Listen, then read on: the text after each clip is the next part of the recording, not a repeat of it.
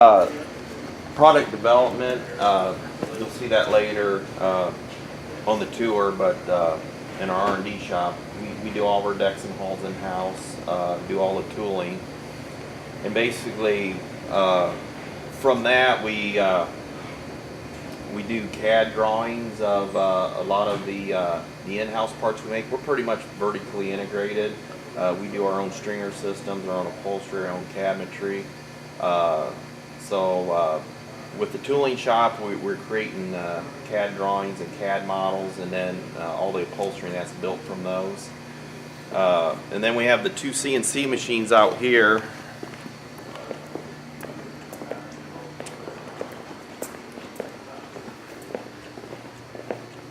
It's gonna be like the Blair Witch Project of a video. Yeah, since everybody's off today, you're not seeing them run, but these are all computerized. They run off CAD data, very good tolerances.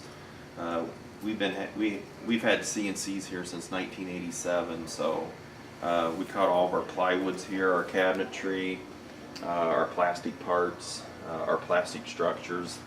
We have full control of that, so none of that's sourced out. We do it all right here. You know, the great thing about doing it in-house, you can change on the fly. I mean, it's a matter of, you can just switch. For sure. When you get a lot of suppliers involved, it's not that easy, Yeah. you know. You order something in, it doesn't fit, it takes a while for it to come back. But we got full control. If they're building a boat and a part's not quite right for whatever reason, I mean, it's a matter of a few hours it's fixed, you know. It's not calling someone and waiting, so that's the great thing about it. So yeah, these pretty much run full time during the day, so huge part of the business. I mean, without those, it'd be a lot tougher to get the job done correctly. So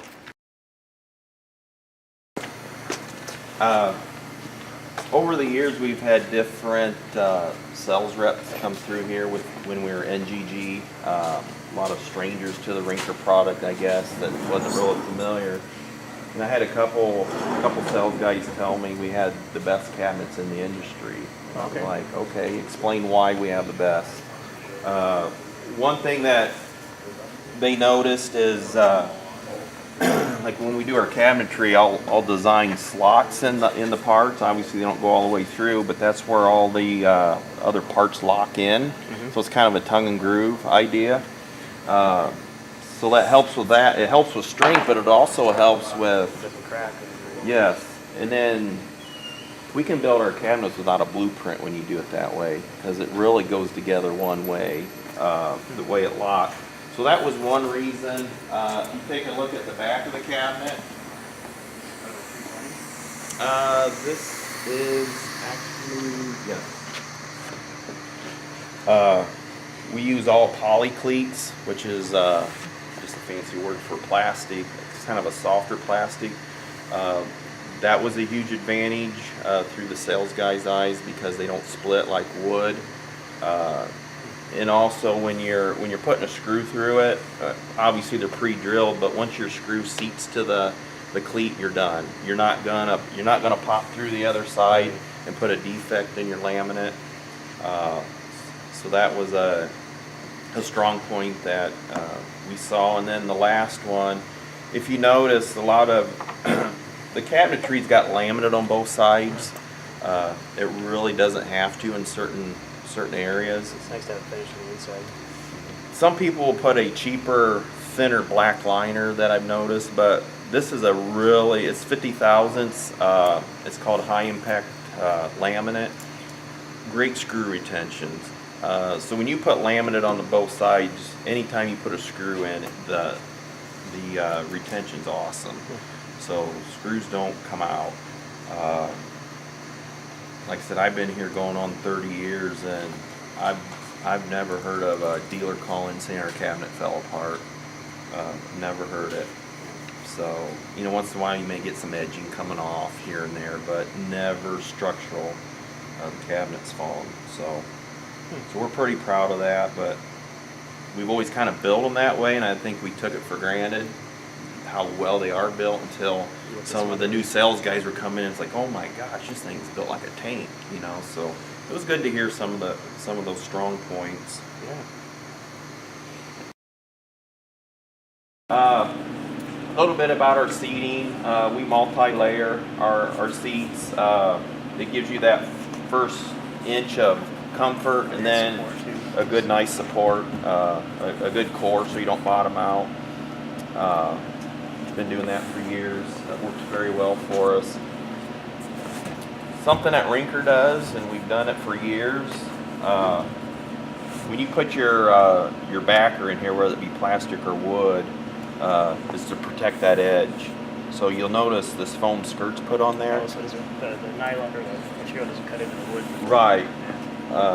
We have a furniture company about a half hour away, and they do something similar, but what they do, they take like a foam tape, a sticky tape, and they put it around the wood, which that works too, but what this also does, when these foam pieces go on the wood, it locks it. So basically the employee can't shift this foam a half inch one way or the other, because I don't know if you've ever noticed when two seats join and you're trying to line the piping up, if they're misaligned, a lot of that has to do with the way that foam's placed on the wood. So what this skirt does, it once the employee puts it on, it's there. So it really keeps everything in line. So works well. I've actually had companies call me wanting this part, but what this part is, obviously when the seat goes in the boat, it locks it around the storage well or whatever. But the great thing about these are quarter 20 threads, so you actually got a quarter 20 bolt coming down from the top. And the key to these is all your fasteners run down.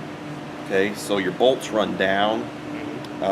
In years past, I've heard of people getting lawsuits that fasteners coming up. You never even feel it when you sit on it. Right? Yeah, and someone would put a knee in a seat and they would get it right in their kneecap. You know, that's the lawsuit. But we bring the bolts from the top down.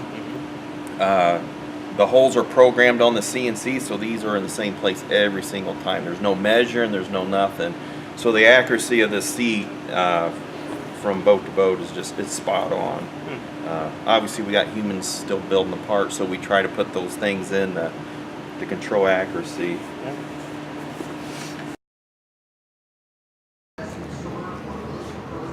This is basically it's another CNC cutter. Instead of cutting wood and plastic, it cuts all the soft bits, the vinyls, our cockpit flooring, our cabin carpet. Yeah, that's nice. Yeah, and that's all. Yeah, that's dated. It's all CNC driven, so it's all CAD driven. So all that comes off of this machine. That's probably I could show in there.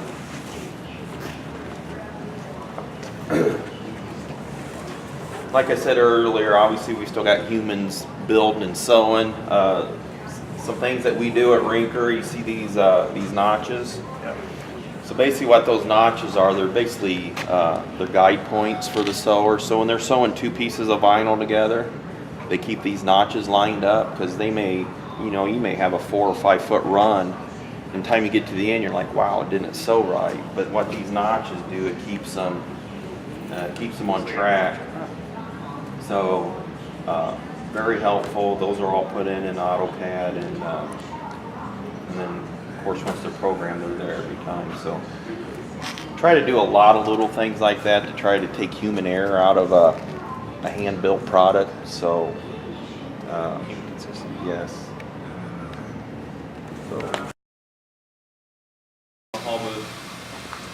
So what we'll do is, like over there, this boat is already taped off for Monday. So if you have multi-colors, it'll probably be a white bottom. So they'll spray the white first, and then if it's got like the blue on the side, then they'll peel that paper off, and then they'll tack it down, and then they'll put the color on the side. We'll do up to 3 colors on some of them. Down here, I know it's not fighting on. We got some 17 down here. It'll be the same way.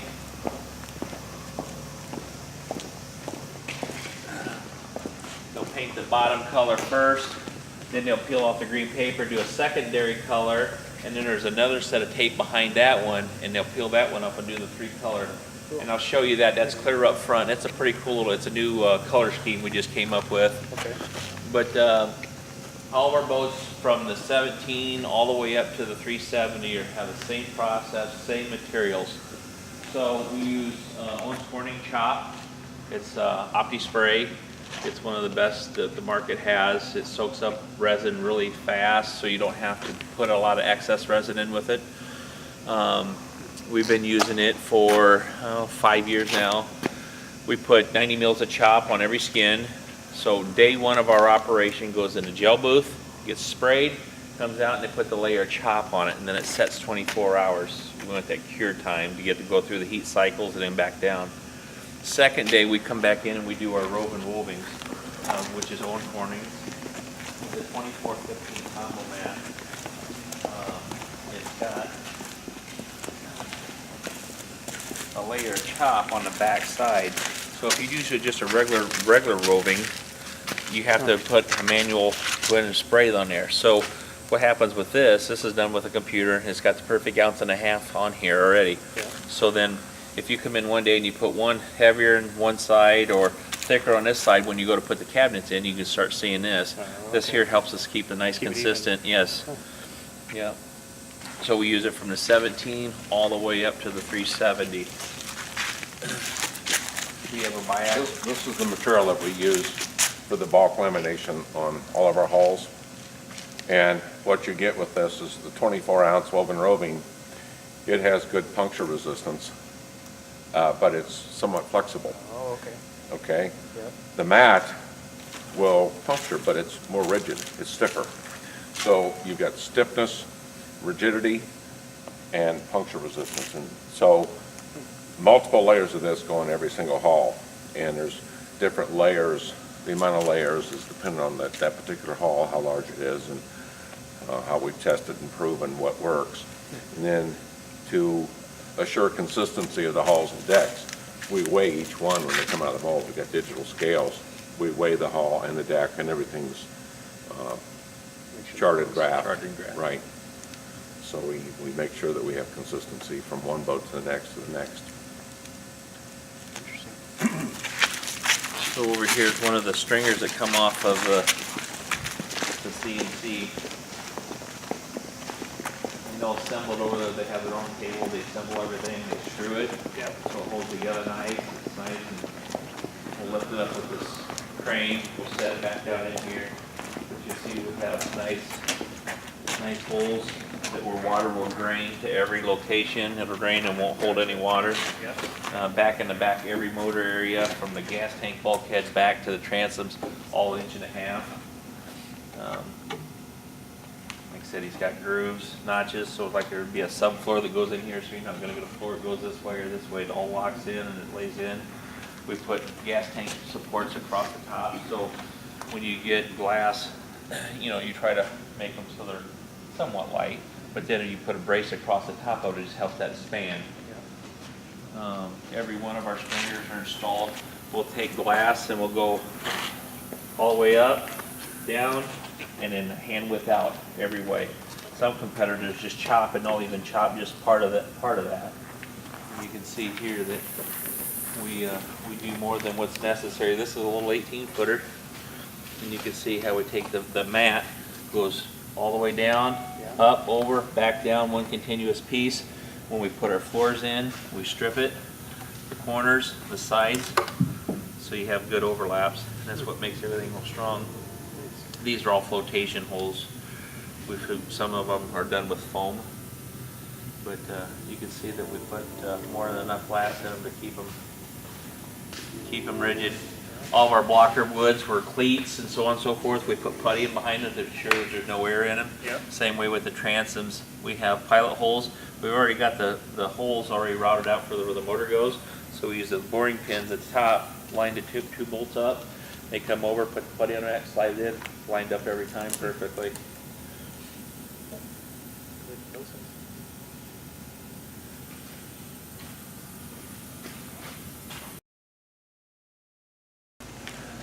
The 19 is not an all wood, it's partially wood against foam. Same thing. See your putty that comes up on the sides. We squeegee it all out. Good flow. good areas for water drain to pass through. See all the open holes in them? That'll be a spot for like battery selector switches and so on and so forth. If anything, all of our halls are overbuilt. Overbuilt. We've not had a hall failure since the 80s. And so we tend to overbuild the halls. We put more glass, more layers in than what's really necessary. But we want that level of Yeah. Confidence. confidence and safety. Yeah.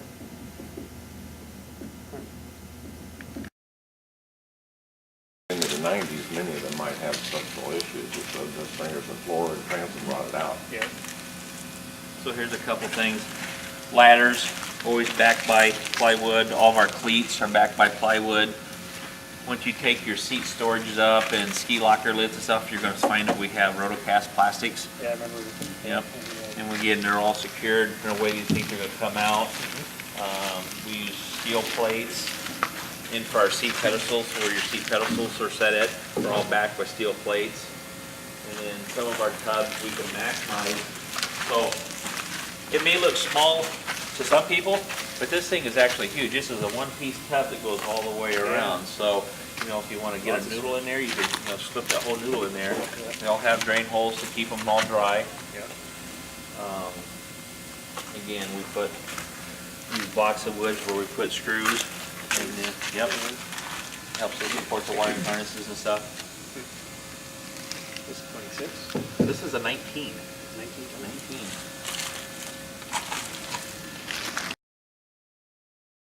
Do a snake, we come back down this way. So every boat has a traveler with what you pick.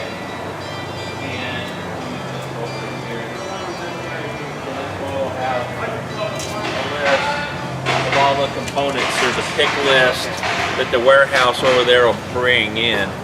They'll bring the cart right to the boat, and it'll have the stereo. Does it have the optional depth finder? It'll have all that stuff in here, so the employees will know what it's got to have. And then they have that build list right there, so it tells them what they have to do. So we'll get the decks built. Yeah. We'll do the hull installs over there. We'll get the motor installs. We'll come back and we'll do a QC check on it. They have about 100. Probably right around 100 items that they check. They have a model-specific check sheet. They'll check it off in defects. The lady that did the vacuum cleaner here is Kim, right? I saw her one of the videos too. I think about it watching. Yes. Then and they'll come back and do that. They'll come back, make sure group leaders then will sign off, and then once they get both of them to go, then it goes up here and then it'll get seamed together.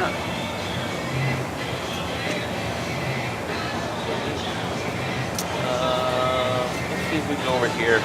So you asked some questions about the 26, so then they got one. Here's the 26 cutting version of this. We just got Dec16 today, and I just sent one to Europe because he's our biggest guy that loves, that's why they boat over there. They just like to have the cutting cabbage. Yep. So you can see a couple things here. I would have took a cut even if you had one in inventory. But Yeah. Yeah.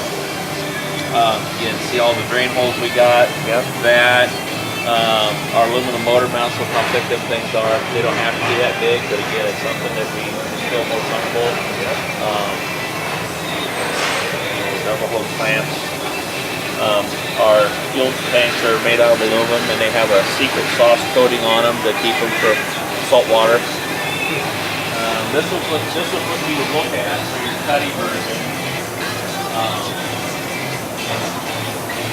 You'll have an overhead that goes from here to the top of the deck. It's really nice. It's made out of the same material.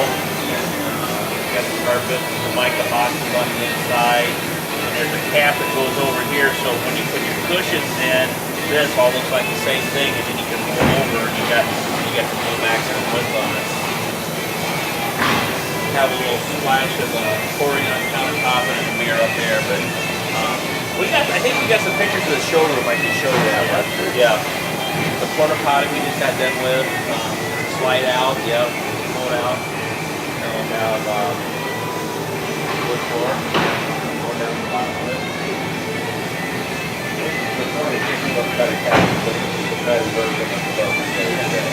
The bow ride is more popular. It's popular.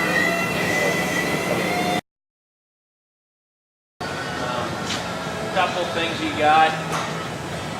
You see this line around here called a score line. We have a tool and grinding wheel that we run along the bottom. It's got an edge cutter that goes in there. We got it set to the right depth. It goes right through the gel coat. So when you put this down here, they go to screw this together. When you run a screw in there, if it get a crack, it's going to run to that line and it stops. So you're not going to see that crack just take off all the way up to the top or anything. The other thing that we do, and most competitors don't even do, is when we put this down here and we get it all done, we take an air saw and we do the hull also. Then we go back and then we take an air caulker and force adhesive 3M putty, or caulking. It's an underwater caulking, and it's adhesive, and we fill the gap all the way around. But doing that other score does the same thing on the top, and most competitors don't do it. They just do the deck, and that's what they leave. The 3M product that we put in there, once it's cured, it's an adhesive sealant. But once it's cured, you can take the fasteners out of the hull and deck, and the deck you can get it off, but it's this boat's actually from an Arizona dealer. Would like to be in the Terry Jackson car auction in Scottsdale, Arizona. It's not going to be auction, it's just going to be there. All the carpet boards, all the upholstery that comes over, and they'll start doing windshield, all the upholstery, canvas. They get it on. When you get done with it, it comes up here. Once it gets up here, then they'll do another complete inspection of the inspection that they have back there. So what they're doing is them guys, they put that over, so when it comes down, they just keep sliding them back and just brings that back right over the hull, so you don't have to get pry bars and stuff like that. It really helps. They'll do that. Yeah. So you can look at the gap that they got. So again, we try to get a real tight fit, and like I said, some of them will have a little bit of a gap down there. So we'll go through and fill that with an air caulker. And like you said, when they're done, we'll just take that air saw and run right here to that score point. And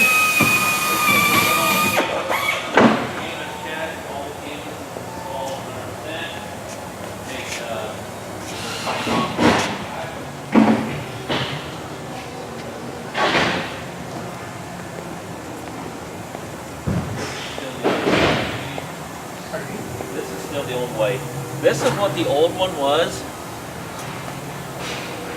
It was requested this way because the person didn't see the new style of it in the brochure, and it was already pre-sold.